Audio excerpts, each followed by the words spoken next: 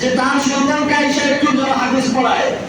এবং বুখারী কি করছেন, বাদশার সব ধরনের নির্যাতন সইতে রাজি, কিন্তু আমি নোমান ইবনে সাবিত ওখানে যা ইচ্ছা তা করাইতে পারবেন বাদশা রাইকে নিয়া, কিন্তু রাসূলের হাদিসকে আমি অপমান করতে পারবো না। যারা আজকে বাড়িতে বাসায় বাসায় জায়গায় টিউশনি করেন, তারা একটু চিন্তা করবেন, আপনি কি কোরআনকে ইহানত করতেছেন নাকি কোরআনের ইজ্জত বাড়াইতেছেন? যদি ইহানত করেন তাহলে আপনি শুধু ডাকতেছেন না, আপনার পরিবার পরিজনকে আপনি ডাকাইতেছেন। আপনি যাচ্ছেন 2-5 টাকার জন্য, মনে রাখবেন পরিবারের 2 মাস পর পর এমন অসুখ হইব যে মূল বেতন সুদ্ধা সবই বলা।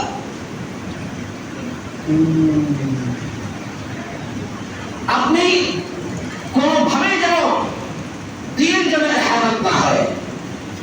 দিন নিয়ে কারণ বাড়িতে শিক্ষা দিয়ে আসা যায় না, দিন শিক্ষার জন্য মার্কাজে এসে শিখতে হয়। মোবাইলের অপব্যবহার করবেন না। মোবাইলের অপব্যবহার পর্যন্ত এটা ব্যাখ্যা করার মতন সময় এখন নাই। আল্লাহর রাস্তে যারা মোবাইল ব্যবহার করেন, দোহাই দিবেন একটু খোঁজ খবর নেওয়া লাগে। খোঁজ খবর নিতে হলে আসরের পরে আরো অন্যদের সামনে বসে বসে দেখবেন। একা একা রুমের দরজা লাগা দিয়ে খবর নেবেন না, ল্যাপটপে দিয়ে একা একা মোবাইল চালাইবেন না, তাহলেই আপনি ভুলের মধ্যে চলে যাবেন। এমন জায়গায় চলে যাবেন যা আপনি আর ফিরে আসতে পারবেন না। যা আমরা দেখতেছি কয় নেট মানে কি, জাল, জাল নেট মানে কি, জাল। এমন একটা জাল পাতা আছে, এই জালের মধ্যে মাছও আটকায়, সাপও আটকায়। যে মাছ চিনে সে মাছটাকে ধরতে পারে, আর যে চিনে না ওই সাপটাকে মাছ মনে করে হাত দিয়ে সাপের চুমন খায় ঈমান আমাল সব ধ্বংস করে দেয়। এই জন্য একা একা এই মোবাইল চালায়া নিজের ঈমান আমাল সব হারায় না। খবর দেখা দরকার, অন্যদের সামনে বৈশাখ কথা বলছে, দেখেন কোনো অসুবিধা নাই। যখনই একা একা চালাবেন তখন আপনি কোনখান থেকে কই নেবেন আপনি বলতেও পারবেন না।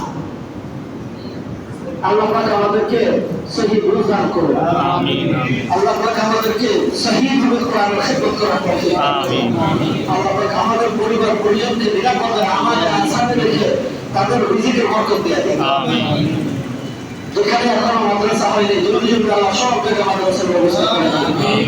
যে সমস্ত মাদ্রাসার যার জরুরত আছে আল্লাহ পাক সব জরুরতগুলো গাইবে খাজানা থেকে ব্যবস্থা করে দেন, আমিন। যারা অসুস্থ আছে আল্লাহ প্রত্যেককে শিফায়ে কামিলা কুল্লিয়া দিয়ে দিন, যারা ঋণগ্রস্ত আছে আল্লাহ প্রত্যেকের ঋণ পরিশোধের ব্যবস্থা করে দিন, আমিন। যাদের অভাব অনটন আছে আল্লাহ মেহেরবানি করে প্রত্যেকের রিজিকের মধ্যে বরকত দিয়ে দিন, আমিন। তাদের ছেলে মেয়ে নিয়ে সন্তান নিয়ে পেরেশানি দিয়েছে আল্লাহ সবার পেরেশানি দূর করে দিন, আমিন।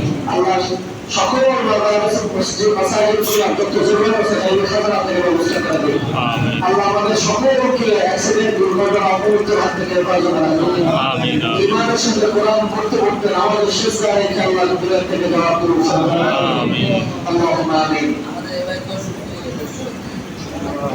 আমাদের খুলনার সিরাজুল ইসলাম ভাই অনেক অসুস্থ হয় মাঝে মাঝে। উনি কিছুক্ষণ আগেই বনের একটা মাইকের ব্যবস্থাপনার জন্য 50,000 টাকা দান করছেন। আল্লাহ পাক এই উসিলা করে যেন ওনার পরিবার, ওনার প্রত্যেকের সকল রোগ বালাই পেরেশানি আল্লাহ সকল করে দেয়, আমিন।